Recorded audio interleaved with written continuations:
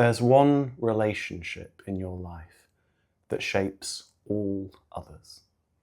It determines how close you allow people to get, what you tolerate, what you chase, what you run from, what you believe you deserve. And yet most people spend their entire lives neglecting it. Not because they don't care, but because no one ever taught them how to be in it. I'm talking about the relationship you have with yourself. Not the idea of yourself, not the version you present, but the actual lived relationship you're in, moment to moment, with your thoughts, your emotions, your body, and with your inner world. Because whether you realize it or not, you're in relationship with yourself all the time. The question isn't whether you're in it. The question is, what kind of relationship is it? For a lot of people, that relationship is harsh, critical, impatient, demanding. You only offer yourself kindness when you're doing well. You only feel worthy when you're productive, calm, improving, or successful. You speak to yourself in ways you'd never speak to someone you love. And then you wonder why you feel exhausted, why intimacy feels hard, why you're anxious, disconnected, or forever working on yourself when never feeling quite at ease. Here's the question most people never stop to ask. Would you stay in a relationship with someone who treated you the way you treat yourself? For many of us, the relationship with ourselves was shaped early. We learned not through words, but through experience, that certain feelings weren't welcome. That being too sensitive was a problem. That needing reassurance was inconvenient. That anger, sadness, fear, or confusion made you harder to love. So you adapted. You learned how to override yourself, how to push through, how to perform strength, how to abandon what you were feeling in order to stay connected. And at the time, that was intelligent. It kept you safe, it kept you belonging. But what protected you then may be harming you now.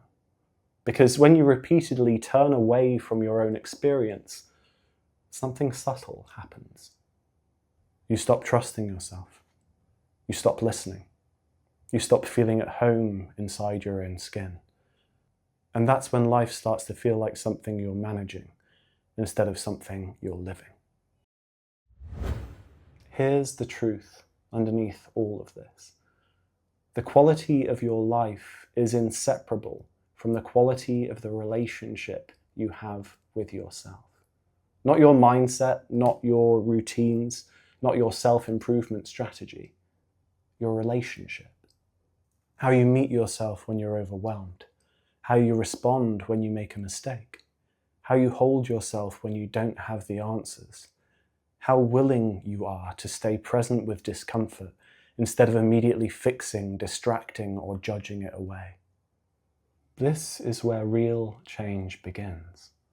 Not by becoming better, but by becoming more honest with yourself. A healthy relationship with yourself doesn't mean you feel good all the time. It means you don't abandon yourself when you don't. It means when something tightens in your chest, you don't immediately say, "Why am I like this?" or "I shouldn't feel this way." Instead, you pause, you notice, you stay. You relate to what's alive in you instead of trying to get rid of it. That might sound simple, but for many people it's radical because it's the opposite of how they've learned to survive. Most of the suffering people experience isn't because something is wrong with them. It's because they're in a constant conflict with themselves. One part pushing, another part resisting.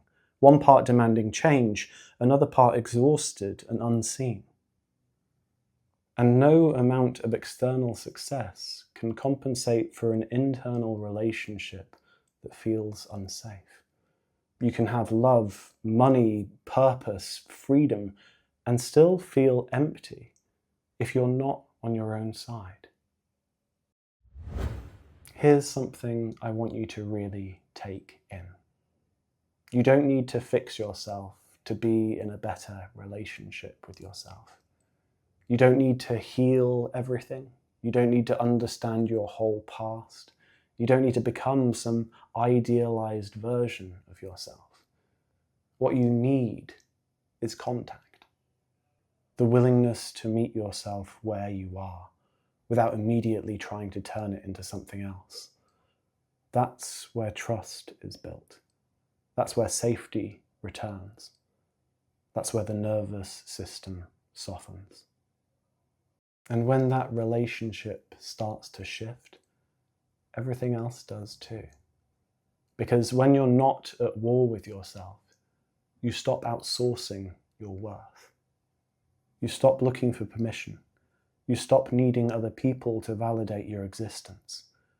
You become more grounded in your body, more honest in your relationships, more available for life as it actually is, not as you think it should be.